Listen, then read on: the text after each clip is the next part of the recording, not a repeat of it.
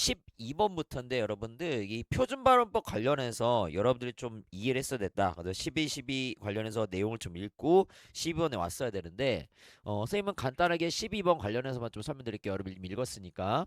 자, 우리가 지금 자, 거기 뭐라고 돼 있냐면은 의문의 변동이 일어나는가 돼 있고요. 그다음에 예라고 돼 있죠. 그렇죠? 그다음 표준 발음법에서 다루는 음변동가 돼 있는데 자, 이 말은 무슨 말이냐? 표준 발음법에 있는 그러한 음운 변동은요. 우리가 표준 발음법을 보면은 어떻게 발음하는지를 알죠. 맞죠? 그렇지? 그래서 얘가 된다라는 거는 이런 말입니다. 왼쪽에 이제 얘가 되면은 자, 이건 무슨 말이냐면은 자, 발음을 표기에 반영을 안 한다는 거야. 그러니까 다시 한번 말하지만 예를 들어서 이런 거 여러분들 그러니까 그냥 하나 그냥 대충 아니, 제가 예를 들면 자 국수가 있어요. 그러면은 1학기 때 우리 의문의 변동 배웠는데 뭐 배웠냐면은 앞말이 기역 디귿 비읍으로 끝나고 뒷말이 기역 디귿 비읍 시옷 지읒으로 시작되면은 뒤에 있는 기역 디귿 비읍 시옷 지읒을 된 소리로 발음한다는 게 어디 있다고요? 표준 발음법에 있다고. 알겠죠, 그렇지? 그러면은 얘는 우리가 딱 보면은 그래 표준 발음법에 보니까 앞말의 받침이 기역이고 뒤에가 시옷이야. 알겠죠, 그렇지? 그럼 우리가 어떻게 발음한다? 국수라고 발음한다는 걸 알고 있죠. 맞죠? 그러니까 얘를 굳이 오른쪽 발음처럼 적는다 안 적는다? 안 적는다는 얘기야. 이해가 될까요? 그러니까 왼쪽이 표기고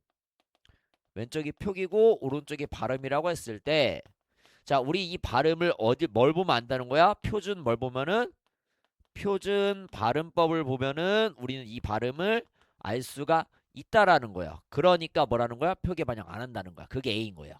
알겠죠? 반면에 B는 자, B는 자, 이건 뭐라고? 발음을 표기에 반영하는 경우다 라고 이렇게 보시면 될 것 같아요. 알겠죠? 그렇지? 그래서 두 개를 좀 구분하는 거다 라고 보시면 돼요. 자, 그러면은 자, 기억부터 다시 한번 같이 한번 볼게요. 거기 자, 기억에 1번 선지 보니까 나가서랑 니은의 펴서가 있어요. 자, 그럼 어떻게 될까? 자, 1번 선지 보니까 자, 나가서는요. 자, 이렇게 분석됩니다. 나가 플러스 뭐가 되면은 아서가 돼요. 오케이? 플러스 아서. 그렇죠? 그러면은 지금 아랑 아가 중복되죠? 맞습니까? 그렇지? 그래서 어떻게 되는 거다? 자, 지금 어 요것만 적을게요. 그렇죠? 아가 그래서 어떻게 한다?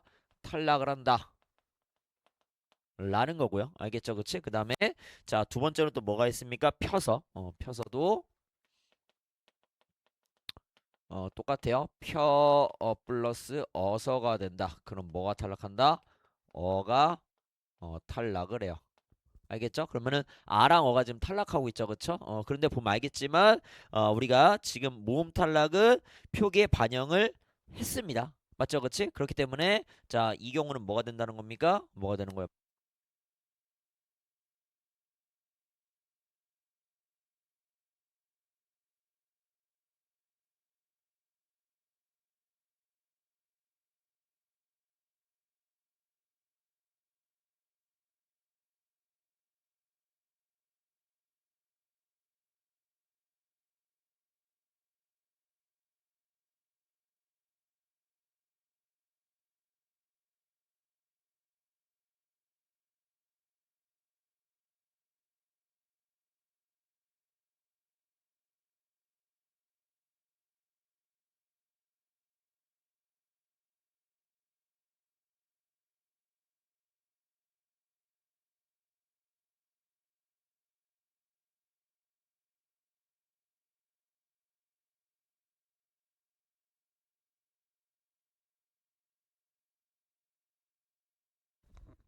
자, 됐죠? 자, 그 다음에 자, 두 번째 선지 볼게요. 자, 두 번째 선지 뭐 있습니까? 자, 같이 해볼게. 자, 두 번째 선지 보니까 자, 일단은 노푸른부터 볼게요. 자, 노푸른은 지금 피읍을 우리가 뭐로 발음한다? 비읍으로 발음해요. 그쵸? 그럼 푸른이 되고요. 자, 우리가 이걸 뭐라고 한다고 했죠? 음절에 뭐라고 한다? 음절에 끝소리 규칙이다 라고 설명을 드렸었고요. 그쵸? 오케이. 그 다음에 추가적으로 설명 드릴게. 그럼 이 경우는 자, 지금 표기에 반영했다 안 했다? 안 했죠. 그쵸? 그러면은 우리가 뭐 푸르면 뭐가 되겠습니까? A가 될 것 같고요. 자, 그 다음에 바빠. 그쵸. 바빠. 이런 거 잘 봐야 돼요. 자, 바빠는 기본형이 바빠다가 아니죠, 그쵸? 기본형이 뭡니까? 바쁘다죠, 그쵸? 뿌 플러스 뭐가 된다? 아가 됩니다. 그러면 마찬가지 뭐가 탈락한다? 의가 탈락한다. 그치? 의가 탈락하기 때문에 자, 이 경우도 뭐 한다? 표기에 지금 반영을 한 거다. 그치? 그래서 뭐가 된다? B가 된다. 라고 보시면 될 것 같아요. 자, 그쵸, 여러분들? 오케이. 자, 그 다음에 이어서 또 추가적으로 자, 그 다음에 이어서 3번 선지 보니까 뭐 있습니까? 가치와 얻기입니다. 자, 3번에 보니까 가치. 자, 얘는 우리 뭐 일어납니까? 국외음화 일어나죠? 맞습니까? 그치? 그럼 표기랑 발음이 같아달라? 다르죠? 그쵸? 그렇기 때문에 반영 안 했으니까 뭐가 되겠습니까? A가 될 거고요. 자, 그 다음에 마찬가지 또 뭐 있습니까? 얻기. 자, 얻기는 우리 어떻게 발음합니까? 된소리 되기 일어나네. 얻기가 되겠죠? 그쵸? 그래서 마찬가지로 발음을 표기에 반영 안 했다. 그래서 뭐가 된다? A가 된다. 이렇게 확인하시면 됩니다. 됐죠? 오케이. 어려운 거 없고. 그 다음에 여러분 4번에 원래는 뭘까요? 원래는 자, 원래는 뭐 일어난다? 유마가 일어납니다. 그치? 그럼 발음이 뭐가 되겠습니까? 원래가 됩니다. 맞죠? 그치? 그래서 마찬가지 발음을 표기에 반영 안 했으니까 A가 될 거고요. 자, 그 다음에 반드시는. 자, 반드시는 여러분들 똑같아요. 맞죠? 그치? 똑같습니다. 맞죠? 그렇기 때문에 주의할 거 주의할 거. 자, 이 경우는 의문의 변동이 있어 없어? 없어요. 알겠죠? 그치? 그러니까 얘는 뭐야? A도 아니고 뭐도 아니야? B도 아니에요. 알겠죠? 또 이게 또 발음이 표기에 반영됐다 생각하면 안 돼요. 알겠죠? 얘는 A도 아니고 B도 아닌 거야.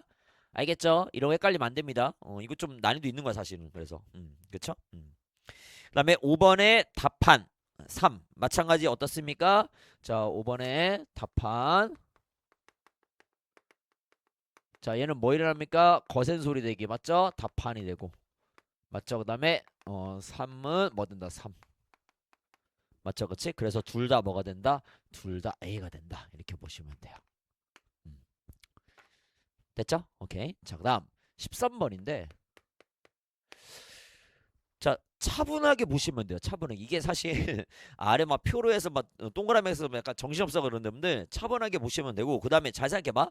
지금 뭐 적절한 거 그러는 거죠. 맞죠? 그러니까 어떻게 하면 되냐? 그냥 1번 선지부터 보면서 틀린 게 하나라도 있으면 지우면 돼요. 무슨 말 알죠? 그렇죠? 오케이? 그러면 그냥 지우면 돼. 자, 먼저 첫 번째 거 볼게요. 자, 주체 높임 격조사 기억 있나요? 뭐 있습니까? 깨서 있네. 맞죠? 그치? 그 다음 이어서 자, 특수어휘 보니까 자, 뭐 있습니까? 계시다가 있네. 맞죠? 그치? 그럼 1번은 틀린 거야 일단은. 맞죠? 그치? 그러니까 X가 동그라미 되고 그 다음에 선어머럼 있다 없다? 없습니다. 자, 우리 계시다. 자, 주의하라고 했죠. 자, 계시다를 말씀드렸듯이 얘는 뭐라고 했냐면은 주체 높임에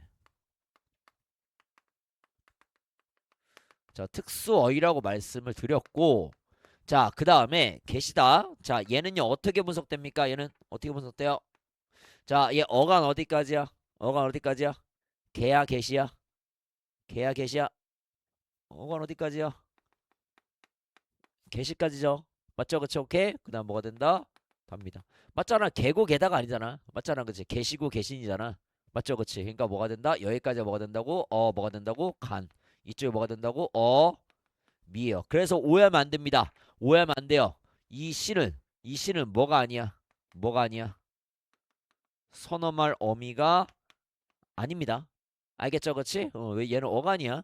알겠죠? 그치? 그렇기 때문에 지금 주체 높임에 선어말 어미는 없는 거예요. 알겠어요? 그쵸? 그래서 1번은 마찬가지 거기 주체 높임 관련 특수어휘도 x가 동그라미 돼야 되고 선어말 어미 동그라미도 x가 돼야 되고 그 다음에 객체 높임은 자 격조사 깨져? 깨 없지? 기억에 그 다음에 특수어휘는 있다 뭐 들인 맞죠? 들이다 맞죠? 그치? 그래서 객체 높임 관련해서는 설명이 맞아요. 그 다음에 두 번째 니은입니다. 자 격조사 어머니 깨서 있네. 그쵸? 니은은 벌써 틀렸네. 맞죠? 그치? 주체 높임에 격조사 있죠. 그 다음에 주체 높임 특수어휘 없고요. 그 다음에 선어머름이 있다. 뭐 주시다에 사주셨다에 주시다에 시 있다. 그 다음에 객체 높임 격조사 깬데 마찬가지 니은에는 없습니다. 그래서 X 틀렸다. 그렇기 때문에 2번도 지금 주체 높임 격조사 동그라미로 고쳐야 되고 객체 높임 격조사 X로 고쳐야 돼요. 그래서 틀렸고 그 다음에 3번에 지금 보니까 자 우리 디귿 보니까 할머 어닝하면 모시러 가던 그치 모시다만 있다 그치 그래서 지금 객체 노폐의 특수어이 모시다만 있고요 나머지 다 X다 그렇기 때문에 지금 객체 노폐의 격조사 깨가 쓰였다는 3번 선지도 X다 객체 노폐 격조사 없죠 그다음에 4번의 리을 마찬가지 전부 다 X가 되는데 선생님께 여쭤봤다. 그래서 객체 높임 격조사 깨 있고 특수어이 있다. 알겠죠? 그렇지? 그래서 객체 높임 격조사가 없다는 게 틀렸고요.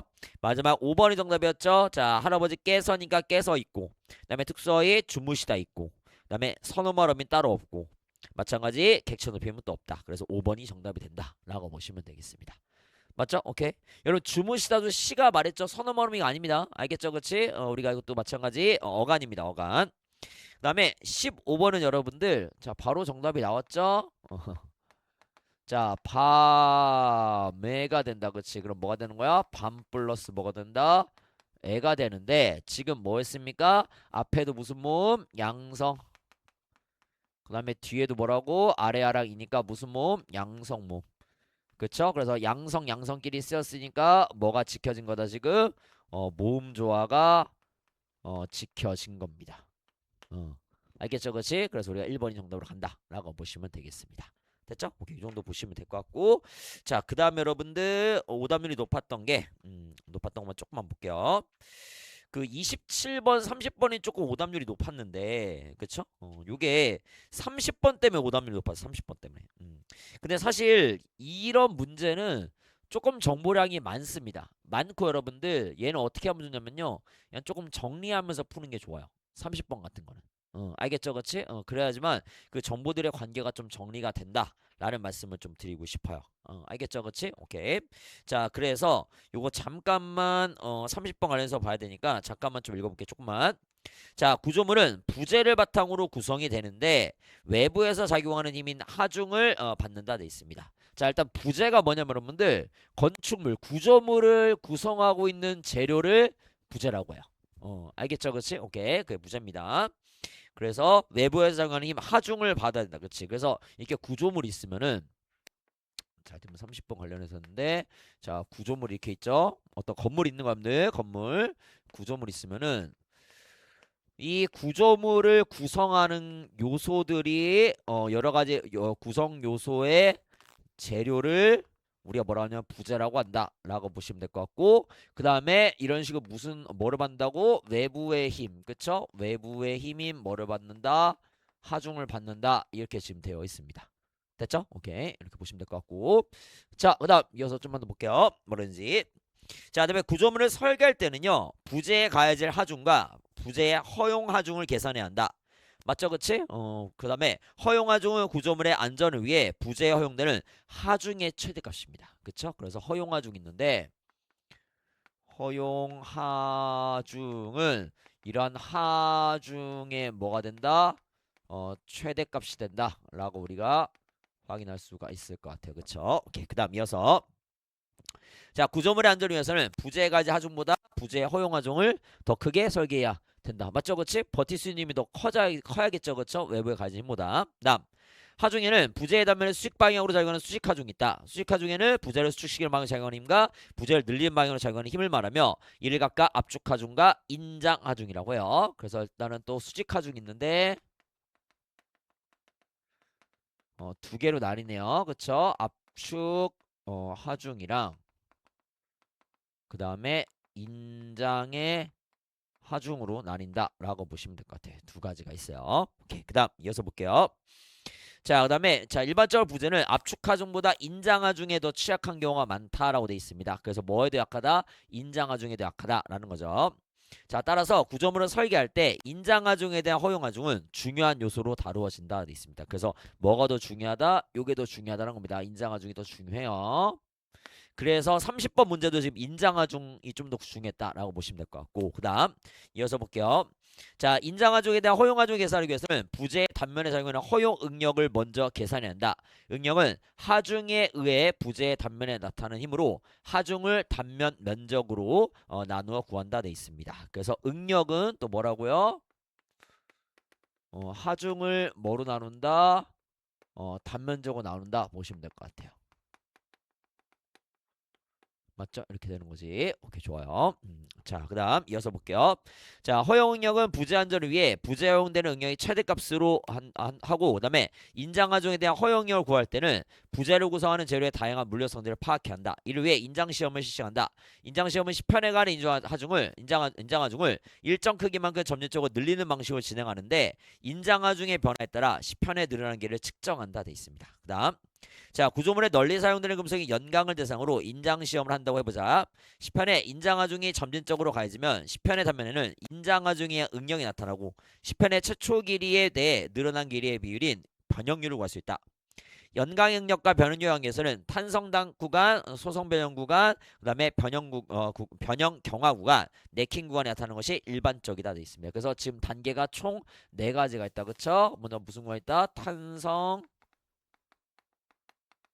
구간 있고요. 자, 그 다음에 두 번째로 무슨 구간이라고? 자, 소성 변형 구간.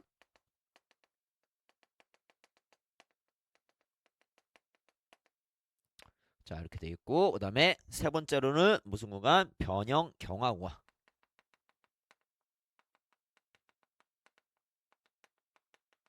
그 다음에 네 번째로는 마지막으로는 이제 네킹 구간이죠, 그렇죠? 네킹 구간. 이런 식으로 우리가 확인이 됩니다.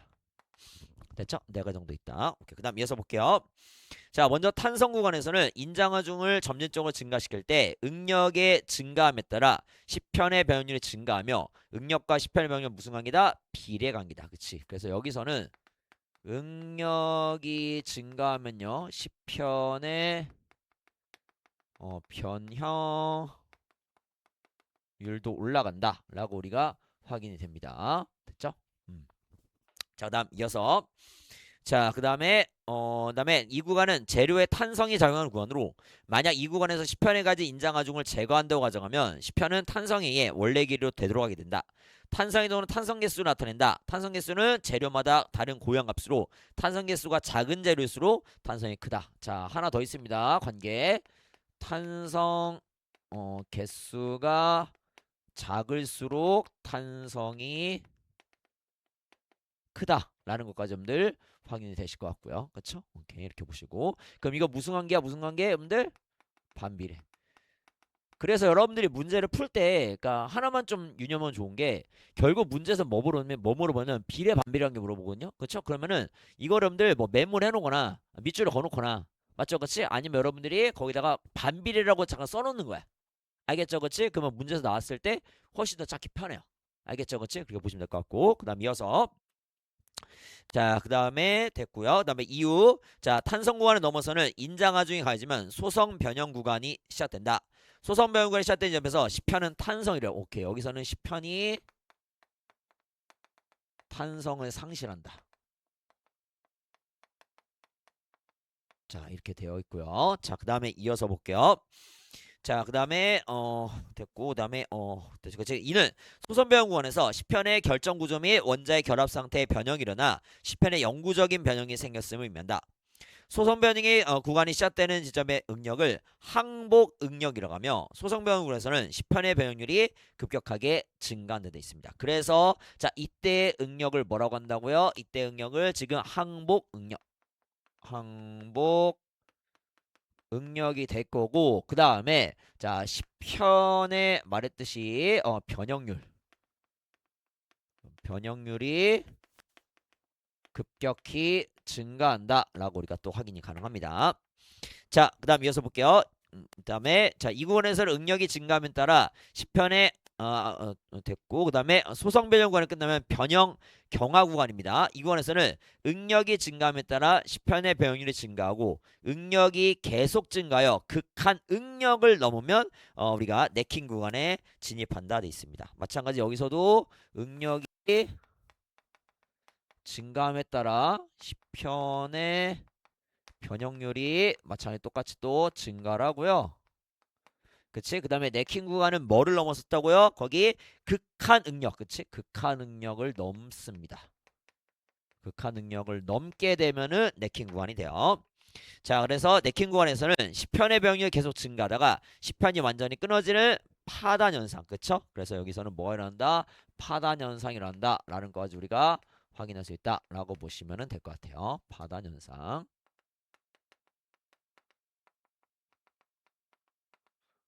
됐죠? 이렇게 보시고 그다음에 이처럼 연강의 인장시험에는 4개 구간과 항복 응력 및 극한 능력이 뚜렷하게 나타난다.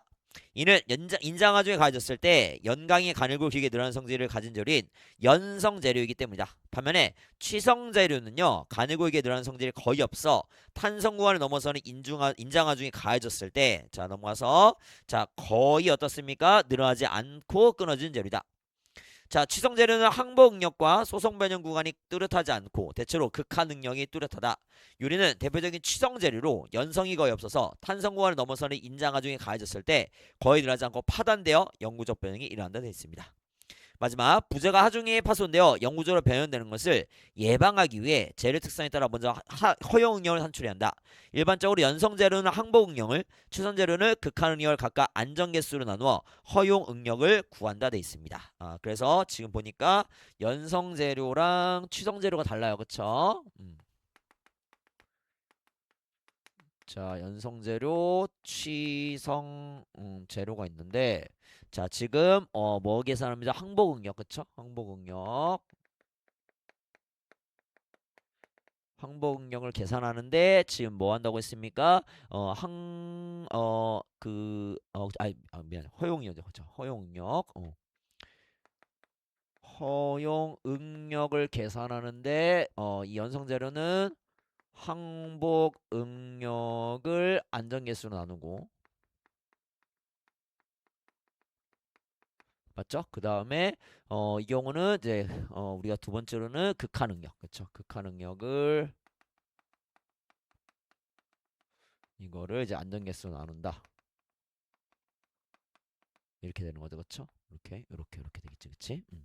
됐고 그다음 마지막에 이때 안전계수는 부재가 하중에 파손되어 영구적으로 변형되지 않도록 하는 역할을 한다. 안전계수는 허용 응력을 항복 응력이나 극한 응력보다 낮추기 위해 1을 초과하는 값으로 결정되며 안전계수가 클수록 허용 응력은 낮아진다. 맞죠, 그렇지? 안전계수가 클수록 그렇죠. 이게 클수록 뭐는 얘는 낮아지겠죠. 맞죠? 이가 분모니까. 맞죠, 그렇지? 그런 거다. 네, 마지막에 허용력 구한 후에는 허용력의 부재의 단면의 면적을 곱하여 허용 하중을 산출할 수 있다. 그렇죠? 그래서 허용 하중은 허용 응력의 단면적을 곱합니다. 그렇지? 허용 하중은 허용 응력에다가 단면적을 곱한다. 이렇게 우리가 확인이 돼요. 자, 이는 부재의 단면의 면적에 따라 허용 하중이 달라질 수 있음을 의미한다 보시면 돼요. 자, 그럼 30번입니다. 볼게요. 자, 허용 응력이 지금 보니까 140 m 파스칼이죠. 메가 파스칼, m 파스칼, 그렇지? 그다음에 극한 응력이 150 m 파스칼인 연성 재료 A와 항복 응력이 뚜렷하지 않고 극한 응력이 100 m 파스칼인 취성 재료 B가 있다. 값은 부재 기억의 제작의 재료 A를 부재 니은의 제작 재료에 B를 사용하는 설계시하는 다음과 같이 구성하였다. 이때 현재 시점에서 기억 니은에 가해질 것을 연다는 인장하중은 300N이며 기억 니은의 허용 응력 계산에는 안전계수 2를 사용한다고 되어 있습니다. 그래서 지금 여러분 기억이 A고요. 그 다음에 니은이 B가 된다라고 보시면 돼요. 자, 1번 선지입니다. 자, 기억은 니은보다 부재에 허용되는 하중의 최대값이 크게 설계되어 있다. 맞아요. 기억 A는 허용 하중이 얼마입니까? 700N이다. 맞죠? 반면에 B는 얼마입니까? 200, 니은 얼마입니까? 250N이요. 맞죠? 그렇지? 그 때문에 기억이 더 크고요. 그 다음에 2번에 기억과 니은의 허용 응력을 구하기 위해 A는 항복 응력을 B는 극한 응력을 안전계수로 나누었군. 자, 맞아요, 여러분들. 기억은 무슨 재료? 연성 재료야. 그쵸? 연성 재료는 어떻게 한다고 했습니까? 항복 응력을 나눈다고 했지. 그치? 그러면 140 나누기 2니까 얼마 나온 거야? 70이야. 맞죠, 그치? 그 다음에 치정제는 어떻게 나왔습니까? 극한 응력을 2로 나누니까 얼마 나온다? 50 이렇게 나오는 겁니다. 맞죠, 그치? 그 다음에 3번에 기억은 예상되는 인장하중의 응력이 A의 항복 응력보다 작으므로 기억의 결정 구조 및 원자의 결합 상태에 변형이 생기지 않겠군인데 자 기억의 결정 구조 및 원자의 결합 상태에 변형이 생기는 건요 소성 변형을 말해요. 소성 변형 그치? 자 근데 지금 여러분 보면 어떻습니까? 자 인장하중에 의한 응력이야. 그쵸? 인장하중에 의한 응력 어떻게 생각합니까? 자, 우리 아까 응력 어떻게 나오고 있어요? 하중 나누기 단면적이라고 했지. 맞아, 그쵸? 그러면은 인장하중이 지금 얼마입니까? 300N이죠? 그 다음에 기억은 지금 단면적이 얼마야? 단면적이 얼마입니까? 지금 10 밀리 제곱이네. 맞죠? 그럼 얼마 나옵니까? 우리가 지금 얼마 나옵니까? 30 나오네. 30. 맞아, 그쵸? 그러면은 지금 이렇게 나오는데 지금 항복 응력이 얼마입니까? 지금 항복 응력은 지금 보니까 140이요. 그러니까 지금 항복 응력이 얼마라고? 140입니다. 알겠죠? 그래서 아까 항복 응력을 넘어가야지만 이제 소송 병이 생겨요. 알겠죠? 그치? 그렇기 때문에 우리가 항복응력보다 작기 때문에 소송병 안 생깁니다. 3번도 맞는 선지고. 4번에 니은 단면적의 면적을 변경하지 않고 재료를 A로 교체합니다. 그럼 허용 하중이 인장 하중보다 작아지므로 안전을 담보할 수 없겠군인데, 자 여러분 우리가 어떻게 하면 되겠습니까? 자 지금 면적은 똑같대. 그러면 니은은 지금 단면적 얼마입니까? 5죠. 5. 그치? 그 다음에 니은을 기억으로 바꾼대. 그러면 허용 응력이 얼마가 됩니까? 70이죠. 맞나요? 그쵸? 그럼 어떻게 합니까? 70 곱하기 5죠. 그 얼마 나옵니까? 350이지. 맞죠? 그러면은 원래 허용하중보다 어떻습니까? 더 커졌어요. 그리고 지금 인장하중이 얼마입니까? 300이요. 맞죠? 그치? 그러니까 5 곱하기 70 하니까 350이고요. 인장하중이 300N이야. 알겠죠? 그렇기 때문에 더 커요. 그렇기 때문에 우리가 안전을 담보할 수 없는 게 아니라 오히려 더 안전해집니다. 알겠죠? 그래서 4번이 정답이고. 네, 5번에 기업과 니은의 가지 인장하중이 예상보다 2배로 커질 경우 인장하중 곱하기 2니까 얼마입니까? 600N이다. 그러면 기업은 니은과 달리 단면의 면적을 늘리지 않더라도 영구적 변이 일어나지 않는다. 맞아요. 왜? 자, 600N이 돼도 얼마입니까? 기업은 허용하지 얼마입니까? 700N이에요. 알겠죠? 100N이 남습니다. 알겠죠? 그치? 그래서 5번도 맞는 설명이다 라고 보시면 될 것 같아요. 자 이렇게 보시면 될 것 같고, 여러분 그 다음에 자 33번 잠깐만. 자 33번 보니까 자 거기 C부분만 볼게요. 자 현대시의 C부분 뭐라는지.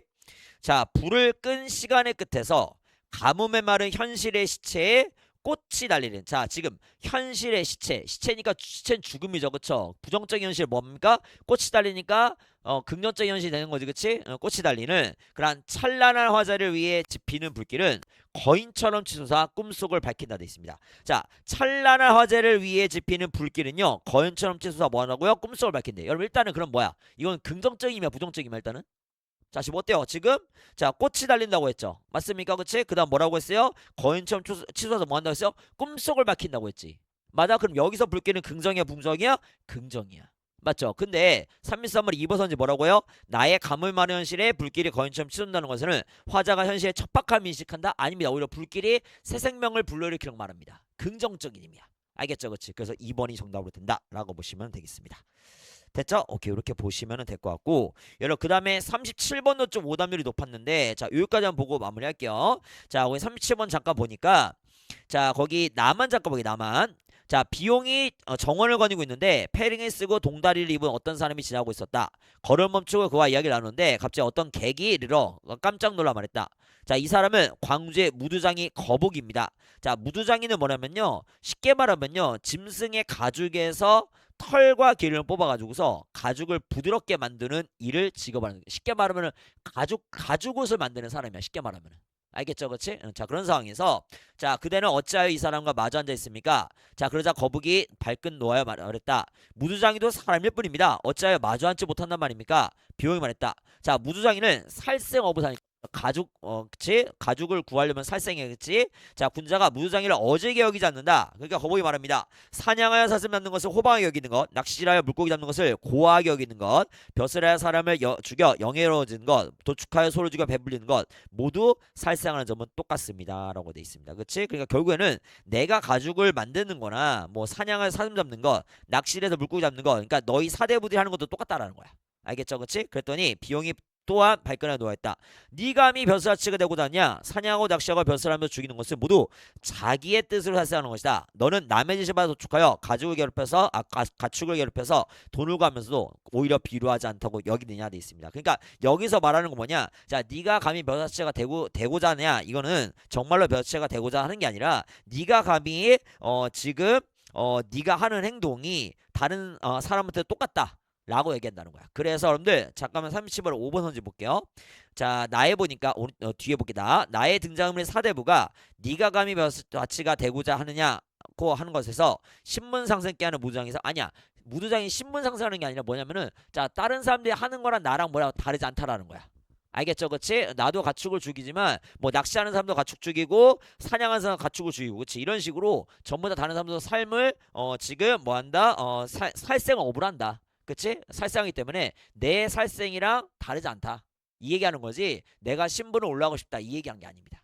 알겠죠? 그치? 그래서 5번이 정답으로 간다라고 보시면 될 것 같고 여러분 40이랑 45는 오답률이 높았는데 선생님 생각에는 시간이 부족해서 못 푼 것 같아요. 현몽 쌍둥이 알겠죠? 그치? 그래서 좀 천천히 다시 한번 시간 부족했던 친구들을 다시 읽어보면서 문제 풀어보죠 부탁을 드립니다. 아시겠죠? 오케이 고생했어. 오늘 여기까지 할게요. 오케이.